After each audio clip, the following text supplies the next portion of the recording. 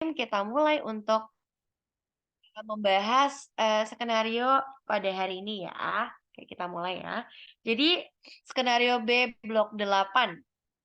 Miss Sari, Nona ya, Nona Sari. Usianya 34 tahun nih. Dia bekerja sebagai gas station attendant. Nah, datang ke rumah sakit kenapa? Karena dia mengeluh badannya merasa lemas ya dan lelah ya mudah lelah sejak 1 bulan yang lalu. Pasien juga mengeluh apa?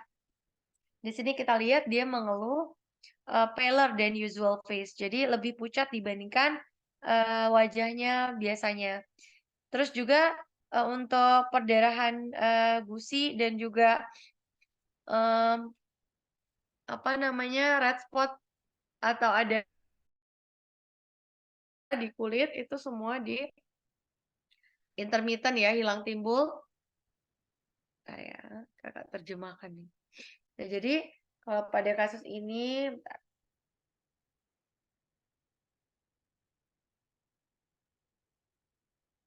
ya jadi untuk sedikit berat badan, sorry ya. Jadi bekerja sebagai petugas SPBU, datang ke rumah sakit karena mengeluh badannya lemas ya, dan juga mudah lelah sejak 1 bulan. Ibu Sari merasakan lebih pucat dibandingkan biasanya. Kemudian dia juga merasakan sejak 3 bulan yang lalu ya, Ibu Sari juga merasakan penurunan berat badan ya, weight loss. Penurunan berat badan meskipun nafsu makannya normal. Jadi berat badannya turun, tapi nafsu makannya biasa aja ya. Not too high. Jadi tidak terlalu not too high fever. Jadi dia merasakan demam yang tidak terlalu tinggi ya dalam sepanjang hari, sorry. Jadi sepanjang hari dia merasakan demam yang tidak terlalu tinggi. Nona Sari sering mengeluh, sering lebam tanpa penyebab yang jelas. 2 bulan lalu, dia mendapatkan transfusi 2 kantong darah pada rumah sakit daerah. Sebelumnya, pasien riwayat sebelumnya itu menderita penyakit tertentu itu previous history of worm infestation. Oh, jadi riwayat sebelumnya dari cacingan ya, itu disangkal. Pasien tidak memiliki riwayat keluarga dengan keluhan yang sama. Dan dia menyangkal riwayat berpergian ke luar kota karena daerah endemi ya, terutama ke daerah endemi. Karena kan kalau demam kan ke arah malaria, ya, splenomegaly ke arah malaria. Intinya kita singkirkan ya ke arah malaria disangkal dan tidak ada riwayat sakit sebelumnya. Dari pemeriksaan exam fisik didapatkan general kondisinya kompos mentis dengan look pale. Jadi pucat dan berat badannya 48 kilo, tinggi badan 160 cm. Vital sign-nya blood pressure 110/70 dengan pulsnya 110 kali per menit, regular dan cukup ya. Tekanan dan tegangannya cukup dengan RR 20 serta temperatur 38,5. Dari kepala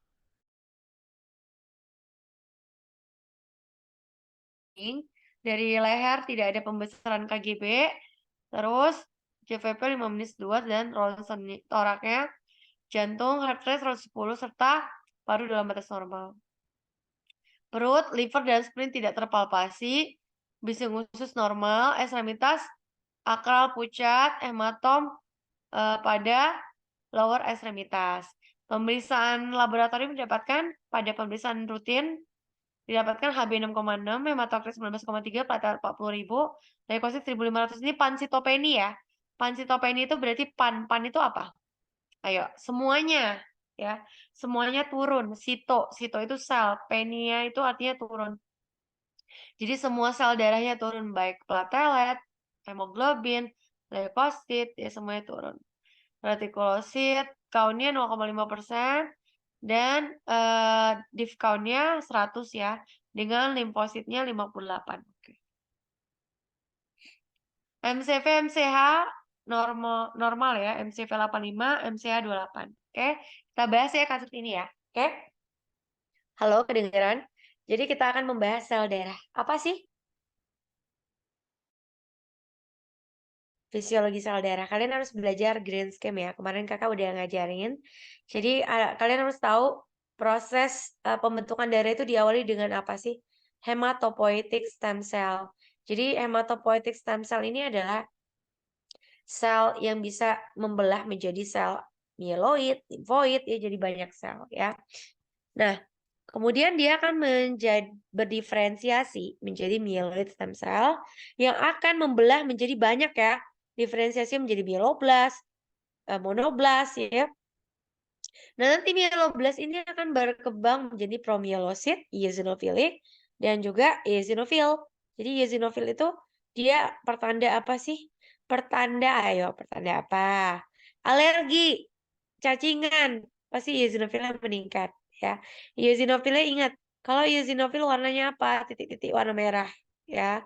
Itu khas untuk eosinofil. Oke. Nah, kita akan bahas promyelosit. Jadi promyelosit akan berdiferensiasi. Nanti kalau kalian disuruh dokter RT, disuruh dokter siapalah untuk menjelaskan grand scheme ini, ingat diferensiasi. Pokoknya dari atas ke bawah intinya diferensiasi gitu. Diferensiasi itu maksudnya berubah gitu ya. Menjadi bentuk yang berbeda. Makanya diferensiasi ya.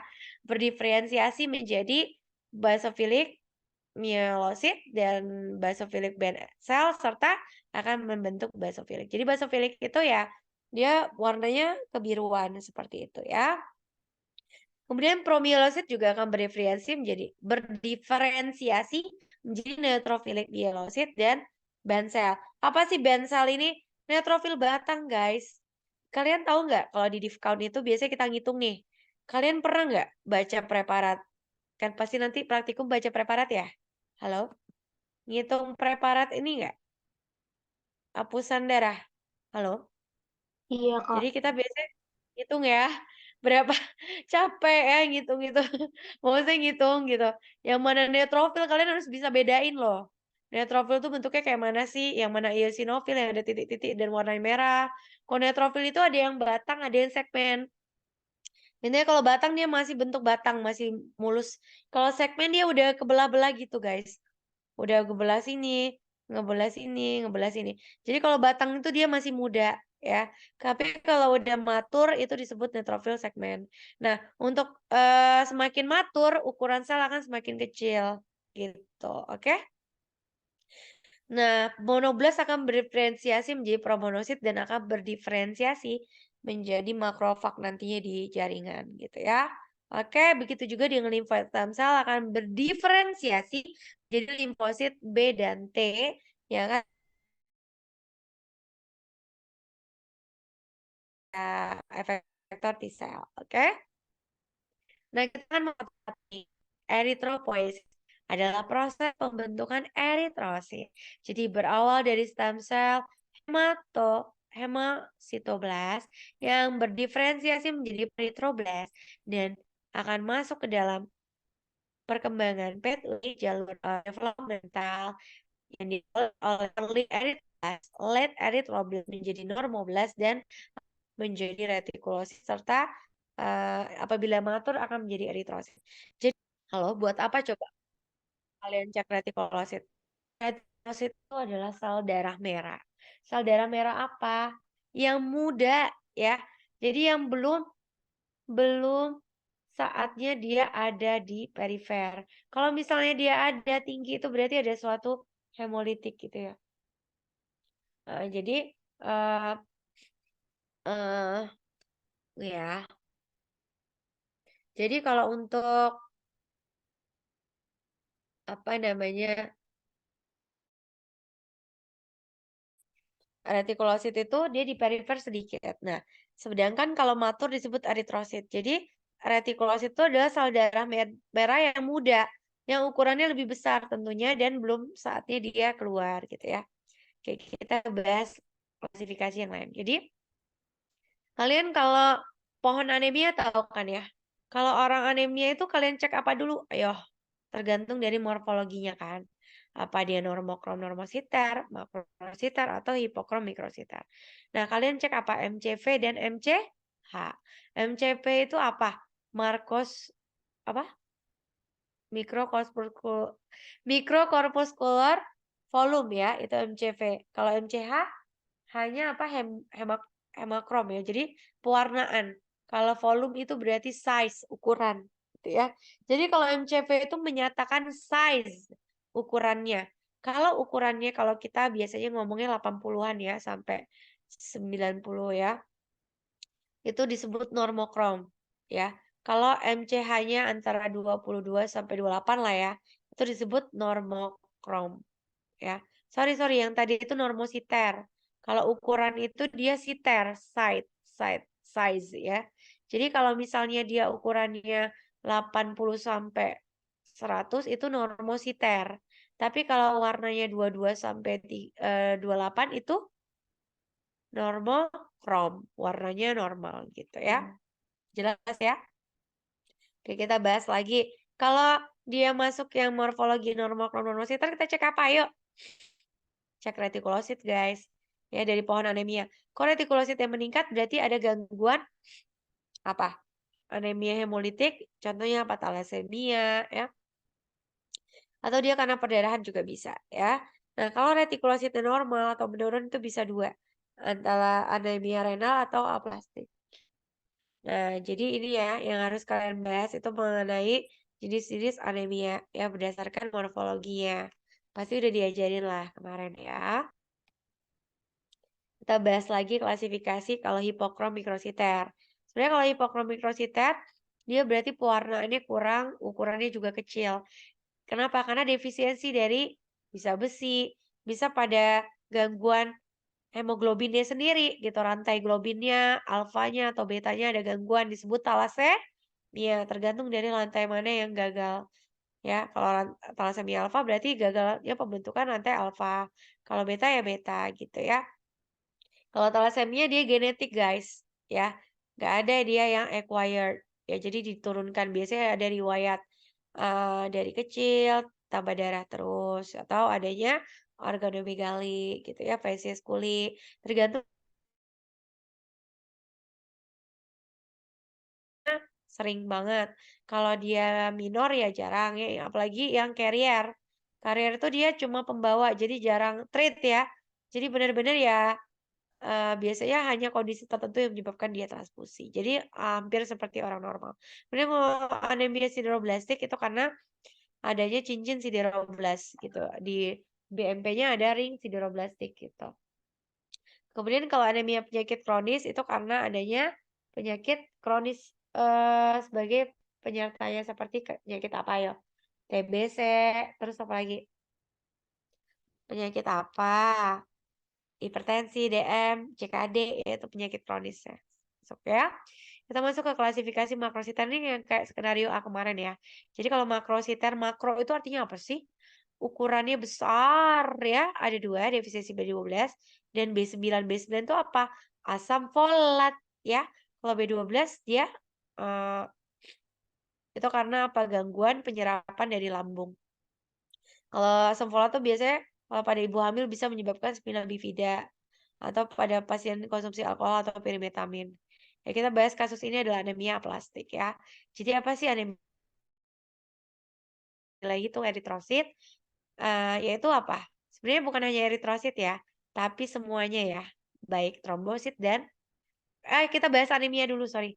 Anemia itu adalah keadaan kurangnya jumlah massa eritrosit ya. Tapi kalau aplastik, kita bahas aplastik sekarang A. A itu apa sih? Ayo A. A itu artinya tidak ya. Plastik itu apa? Bukan plastik asoy, bukan. Plastik itu artinya terbentuk ya. Jadi aplasia. Ya sebenarnya anemia aplasia ya orang ngomongnya. Tapi sering disingkat aplastik lah gitu ya. Jadi sebenarnya dia tidak ada selnya gitu ya. Tidak terbentuk ya. Di BMP-nya dia lemak semua isinya gitu loh. Jadi benar-benar kosong. Sumsum tulangnya nggak berproduksi gitu, kurang gitu. Ya, gitu ya. Itu namanya aplastik, nggak ada selnya, gitu, kosong. Ya, jadi dari pabrik ya. Pabriknya itu apa sih? Pabrik penghasil darah itu apa? Ayo, sum-sum tulang, guys. Ya. Kemudian anemia plastik ini sering terjadi sindrom kegagalan sum-sum tulang yang tadinya dengan pansitopenia. Ya, jadi terjadi supresi di sum-sum tulangnya. Tuh. Nah, ini pansitopenia. Pan itu artinya semua sitosel penia defisiensi atau penurunan jumlah. Jadi biasanya pansitopenia itu penyebabnya adalah primer. Ya, jadi penyakit di sum-sum tulang itu sendiri. Terus apa lagi? Seperti MDS, PNH, ya, myelofibrosis, myeloptisis, hairy leukemia, dan leukemia. Kemudian penyakit sekunder, misalnya karena SLE, defisiensi B12, asam folat, hipersplanisme, infeksi sistemik, brucellosis, dan sarkoidisis. Nah, epidemiologinya sebenarnya paling banyak itu apa? Paling banyak itu jenis kelamin laki-laki. Kenapa? Karena sebenarnya nggak ada ya laki-laki perempuan sama deh 1:1. Tapi kalau di Indonesia itu laki-laki paling banyak. Kenapa? Karena laki-laki sering terpapar bahan kimia. Jadi bahaya loh guys. Kalian kalau di pom bensin sering nggak pakai? Pokoknya jangan hirup lah aroma-aroma bensin itu nggak baik ya karena dia bisa menyebabkan benzen, mutasi sel. Jadi bisa terjadi ya leukemia ataupun anemia plastik itu bahaya ya. Puncak insiden itu pada anak-anak, puncak insiden kedua usia 20 sampai 25 tahun. Ditemukan peningkatan kecil insiden anemia plastik pada anak-anak oleh karena inklusi sindrom kegagalan sum-sum tulang bawaan. Ras paling banyak adalah ras Timur Asia atau ras Barat. Ya, lebih banyak dibandingkan ras Barat Asia ini ya. Jadi etiologi sebenarnya ada yang di genetik atau diturunkan kongenital gitu ya, atau yang didapat seperti idiopatik paling banyak 65% atau radiasi. Kemudian paparan bahan kimia, benzen, insektisida, penggunaan obat-obatan, ya, dan infeksi, serta imun dan transfusion associated graft versus host disease. Sel itu dia akan membelah menjadi limfoid, progenitor, dan mieloid yang akan berdiferensiasi menjadi sel-sel yang sesuai dengan inangnya ya atau buyutnya ya, ibaratnya progenitornya gitu ya. Nah, jadi ada faktor yang menyebabkan gangguan dalam hematopoiesis itu. Bisa virus ya atau obat-obatan atau bahan kimia atau radiasi atau kongenital atau sistem imun yang terganggu. Nah, faktor-faktor inilah yang akan menyebabkan turunnya jumlah stem sel hematopoietik ya sehingga nanti akan ininya turun, semua turun. Ininya juga turun. Jadi disebut apa? Anemia aplastik atau pansitopenia. Oke. Nah, salah satu apa etiologi adalah anemia Fanconi. Kalau Fanconi itu apa sih? Fanconi itu kan dia ada gangguan autosomal resesif atau genetik disorder di mana adanya kegagalan kromosomnya breakage. Ya, biasanya ditemukan pada Ashkenazi ya. Dan adanya terapinya apa? Transplantasi sumsum tulang. Lalu kalau anemia Fanconi itu biasanya sering disertai dengan strabismus atau penurunan ears frequent infection dan gitu ya, plastik anemia. Nah ini ya, jadi kalian kalau ditanya patogenesisnya pakai ini ya guys. Jadi pansitopenia itu awalnya dari faktor risiko radiasi ion, ya chemical, benzen ya. Tadi kata kakak bensin. Jangan suka ngirup bensin. Kalian suka nggak ngirup bensin? Jangan ya. Itu bisa menyebabkan kerusakan kromosom kalian akibat radikal atau apa senyawa benzen tadi ya. Kemudian ada juga peranan genetik ya, misalnya ada anemia Fanconi dan lain yang akan menyebabkan gangguan pembentukan atau kerusakan DNA sehingga akan terjadi prematur kematian dari hematopoietic progenitor cell. Kemudian ada juga faktor lingkungan seperti infeksi autoimun yang didapat ya atau obat-obatan yang dikonsumsi atau ada faktor gen LDRA, 2 polimorfism ya, ekspresi gen dan akan menyebabkan inappropriate T-cell aktivasi yang akan menyerang imun dan pada sumsum tulang. Sehingga akan menyebabkan kegagalan sumsum tulang dalam berproliferasi. Ya, akhirnya apa? Selnya akan sedikit. Jadi depleted. Trombositnya sedikit, neutrofil limfonya sedikit, anemia gitu. Jadi semuanya sedikit. Kalau trombositnya menurun akan terjadi apa? Bleeding. Kemudian kalau neutrofil akan terjadi apa? Penurunan sistem imun. Terjadi apa? demam. Terjadi kan pada kasus kan demam kan, gitu ya, recurrent infection, chills, fever gitu ya. Terus terjadi penurunan produksi eritrosit, terjadi anemia. Anemia keluhannya apa? Pucat, terus juga mudah lelah, bisa takikardia ataupun sesak. Oke? Ya. Jadi klasifikasi anemia itu aplastik itu ada ringan, berat ya dan sangat berat. Kalau ringan itu sutul ya. Sumtul itu artinya sumsum tulang, yaitu hiposelular namun sitopenia tapi tidak memenuhi syarat. Yaitu syarat apa? Anemia plastik berat. Anemia plastik berat itu apa? Kalau selularitasnya di bawah 25%. Kalau neutrofilnya di bawah 500 atau trombositnya di bawah 20.000 dengan retikulosit absolut di bawah 60.000. Jadi yang maksudnya anemia plastik itu pasti semuanya rendah gitu, baik neutrofilnya, trombositnya dan juga retikulosit ini yang mewakili eritrositnya. Tuh. Kalau aplastik sangat berat, ditandai dengan neutrofilnya itu sangat sedikit ya, atau disebut neutropenia di bawah 200. Nah, jadi manifestasi klinisnya tergantung ya. Kalau anemia ya lemah, letih, lesu, lunglai. Kalau leukopenia ya mudah infeksi. Kalau trombositopenia ya berdarah-darah gitu ya. Bisa peteki, bisa purpura, bisa pendarahan, bisa memar ya gitu. Oke, kita masuk ke cara mendiagnosis. Jadi cara diagnosisnya gampang, anamnesis aja. Dari keluhan-keluhan tadi kan,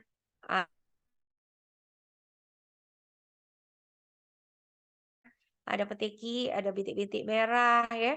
Terus juga kalau leukopenia, keluhannya adalah mudah demam. Ya, jadi mudah terjadi infeksi.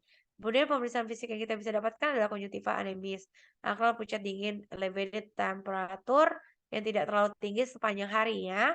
Ya, dapat teki kita dapatkan titik-titik perdarahan dan juga pemeriksaan penunjangnya ya kita temukan dari pemeriksaan daerah rutinnya pansitopenia. Tapi bentuknya normal sekitar normokrom. Different diagnosisnya apa? Kalau ada peteki ya kita bisa DD dengan HSP. Bisa juga DD dengan ITP. Karena kalau ITP ya trombositopeni gitu. Tapi bedanya apa? Kalau ITP cuma trombositnya aja yang turun. HB sama leukositnya normal. HSP juga gitu. Jadi kalau aplastik ya semua selnya turun gitu ya. Namanya aplastik ya. Gitu. Nah, pemeriksaan tambahannya ya kalian cek apa? Bisa hitung retikulosit, bisa bone marrow aspiration. Jadi diaspirasi sumsum tulangnya. Kalian cek isinya apa? Ayo, siapa yang bisa baca ini, preparat ini? Yang bolong-bolong ini apa, guys? Ayo, yang bolong-bolong ini apa? Sel lemak. Lemak semua ini bolong. Selnya isinya kosong, cuman lemak doang gitu. Gak ada kayak gini nih. Ini normalnya kayak gini nih. Normalnya padat kan? Ini nih, aduh, kakak nggak bisa nyoret nih. Jadi normalnya kayak gini nih, sel semua ya, ini normal. Kalau ini nggak ada, kosong, isinya cuman lemak doang gitu. Ini pada apa? Anemia aplastik. Ya, oke. Nah, ini pemeriksaan tambahan. Ya, ini kalau pada anemia itu ya, kita lihat, hitung. Kalau kalian hitung preparat tuh gimana sih? Kita hitung pembesaran berapa? Pembesaran 100. Kalian bandingin. Ini kan neutrofil bentuknya apa? Ayo, batang. Ini neutrofil apa? Batang masih mulus ya. Ini batang hitung ada berapa ya. Nah, jadi pada kasus ini adalah pansitopenia kausa anemia plastik ya. Terapinya apa? Kalau kalian cukup, kalau menurut kakak sih nggak ada. Kalian terapinya paling cuman transfusi doang kali ya. Sama apa? Karena kakak juga nggak bisa nerapinya. Paling cuma suportif kita ya. Yang menterapinya ya bagian kalhop ya. Karena ya harus transplantasi gitu secara definitif. Paling kasih steroid doang gitu. Ya. Jadi kalau untuk terapi kausal ya sebenarnya etiologinya kan kita nggak tahu ya. Secara genetik ya cek genetiknya atau secara paparan benzen ya nggak bisa lagi gitu ya udah terjadi ya. Kalau suportif ya paling kalau anemia ya kita tambah darah. Trombositopenia ya kita tambah trombosit, tromboparesis. Kalau leukopenia ya kita tambah GCSF, kita tambah apa namanya? Leukositnya gitu. Terapi definitifnya ya transplantasi sumsum tulang gitu. Kalau misalnya ada donor ya. Donornya bisa alogenik atau dari tubuh sendiri atau dari kerabat terdekat. Nah, terapi untuk memperbaiki fungsi sumsum tulang biasanya kita kasih steroid ya. Steroid atau obat-obat anabolik steroid yang lain ya. Terapi suportif tadi, kalau kurang darah tambah darah, transfusi ya, PRC atau kalau trombositopeni kita tambah tromboparesis ya, atau kalau leukopeni ya kita kasih leukoparesis, sorry bukan leukoparesis, kita kasih ini GCSF ya, leukogen ya. Kemudian kita kasih antibiotik kalau misalnya ada tanda-tanda infeksi, karena kan tadi demam kan, kita bisa kasih antipiretik dan juga terapi definitifnya kita bisa berikan transplantasi pulang. Ya tentunya kalau kalian rujuk ya, karena ya nggak perlu sampai di transplantasi itu perlu Kakak juga nggak bisa melakukan transplantasi, Kakak paling suportif aja ya.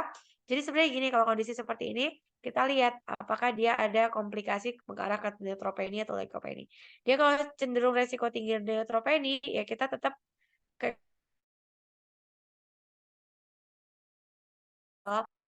neutropenia di bawah 200 atau 500 ya.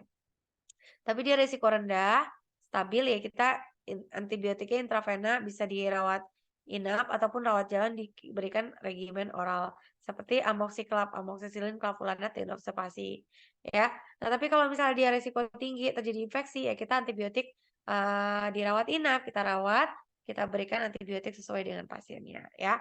Setelah sana kalian berikan istirahat, jaga kebersihan, hygiene oral ya dan edukasi serta komplikasinya kita jelaskan akan terjadi hipoksia, bisa gagal ada peningkatan kerja jantung akibat dekompensasi ya dan perdarahan infeksi serta jumlah serum iron yang meningkat akibat transfusi dan komplikasi dari transplantasi ya. Prognosisnya sebenarnya jelek ya kalau kasus kayak gini nggak bisa sembuh lah. Malam kalau Sanaxionami ya. Kalau Vitam Fusionam juga sebenarnya dubia aja sih. Fungsinya juga dubia. Kalau menurut kakak nggak ada bonam-bonamnya sama sekali. Ini salah ya. KDU kalian 2, tapi rujuk ke SPPD Kahom ya. Ke Kahom aja lah langsung ya. Karena kalau ke SPPD juga. Kalau kalian sih 2 ya, jadi cukup diagnosis nggak perlu tata laksana. Kasih aja ke SPPD, nanti SPPD rujuk juga ke SPPD Kahom gitu ya. Karena ya nggak ada obatnya. Bener-beneran cuma transplantasi di Palembang nggak bisa ditransplantasi, nggak ada tempatnya yang melakukan transplantasi itu cuma di Jawa ya. Itu pun banyak yang gagal ya. Fair-fairan aja kalau udah anemia plastik ya susah gitu. Prognosisnya jelek ya. Oke? Gimana? Ya ini yang tadi ya. Ya. Oke? Gimana, ada yang mau ditanyain nggak? Halo? Kak, Heeh. kalau di tutor kami tadi, hipotesisnya leukemia, Kak. ALL, AML. DD-nya ya? Apa di kalian tadi? Mm-mm. Di apa? Kalian lihat di foto ya? Di itu, Kak, di scan soalnya ada nyebutin perdarahan gusi. Jadi kelompok-kelompok yang lain juga leukemia. LL ya. Tapi Ntar kakak baca dulu ya. dokternya tadi itu kasih Kita lihat clue. skenario. Apa? Nah, Tadi gini. Jadi dokternya kalau ALL itu sebenarnya jumlahnya 100 ya. Pasien ini jumlahnya berapa? 100 ya. Biasanya kalau ALL ya. Kalau ALL itu limfositosisnya 58 sebenarnya kalau kasus ini ya. Jumlahnya 100 leukositnya ya. Tapi gini loh, kita tuh sebenarnya kalau kalian ya, kalau menurut kakak itu cukup aja kalian DD-nya nggak apa-apa sih, ALL juga nggak apa-apa ya. Leo, leo, leukemia, akut leukemia. Kalau akut leukemia itu biasanya dia ini loh, ada blastnya, ada apa blast, limfoblast ya, limfoblastnya meningkat. Nanti kayaknya ada pemeriksaan penunjang di skenario kedua kan ya, pemeriksaan apa gambaran darah tepi atau pemeriksaan apa ya? Biasanya gambaran darah tepi deh untuk melihat bacaannya atau opusan darah tepi lah biar lebih enak ya. Ada limfoblast atau apa. Kalau kayak gini kita nggak bisa bilang ALL karena apa coba? Ayo, leukositnya 1.500 biasanya kalau ALL itu kan leukositnya 100.000, 50.000 bisa ya. Dengan dominan limfosit.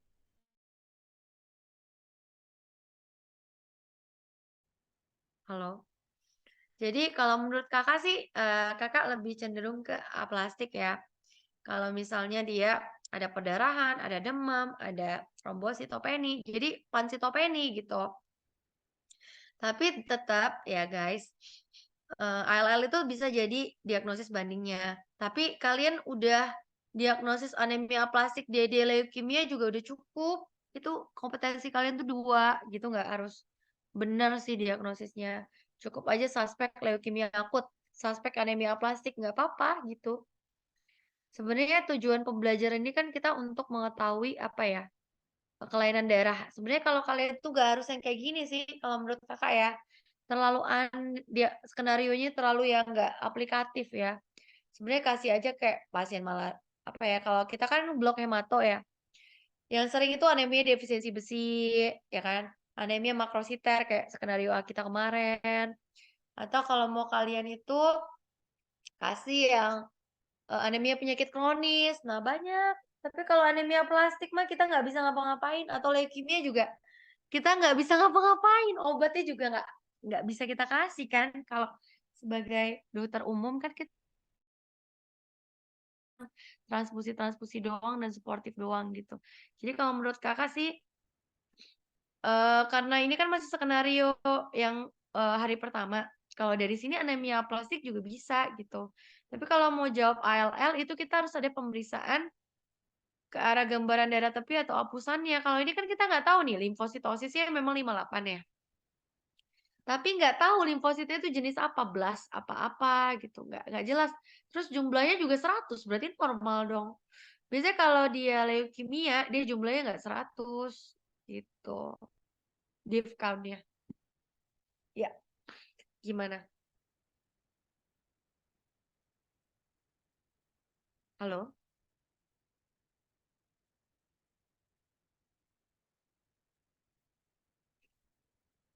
Halo? Ada yang mau ditanyain nggak?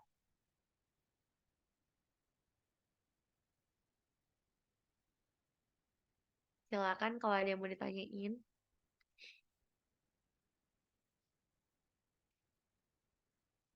Kalau yang lain masih ini ya, ada ALL. Sebenarnya nggak ada masalah sih, kalian dedein aja dengan ALL boleh.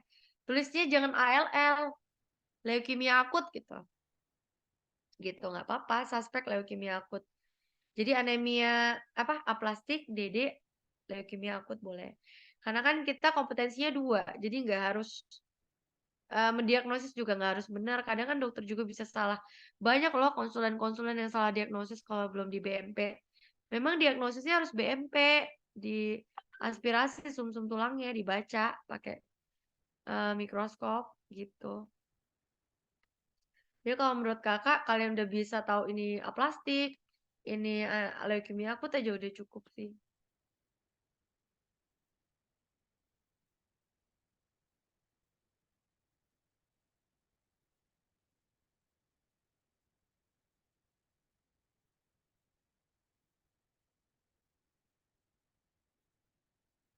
Halo, gimana guys? Ada yang mau ditanya lagi nggak? Yang masih bingung? Atau kan besok kalian ini ya, skenario kedua masih lusa ya? Kalau besok ada PR-PR tentang apa makna, kabarin kakak ya, taruh di grup aja nggak apa-apa. Halo, halo guys, kedengeran nggak? Halo, Iya, Kak. iya, ada yang mau ditanya lagi nggak? Pada ngantuk ya? Karena kita udah malam ya.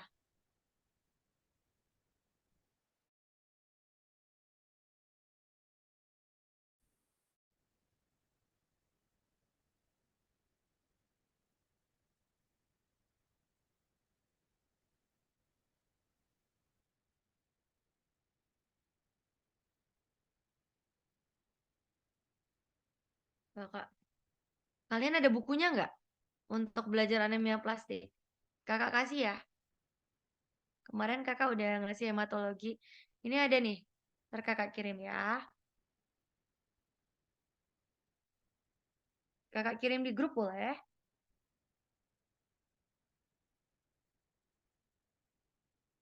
Biasa kan ditanya sumbernya ya.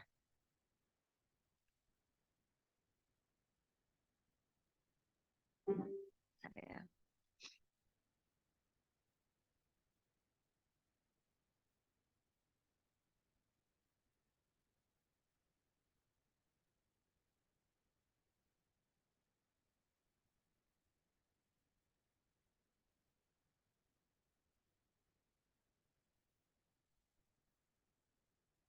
Kira-kira gimana? Ada yang mau ditanyain nggak?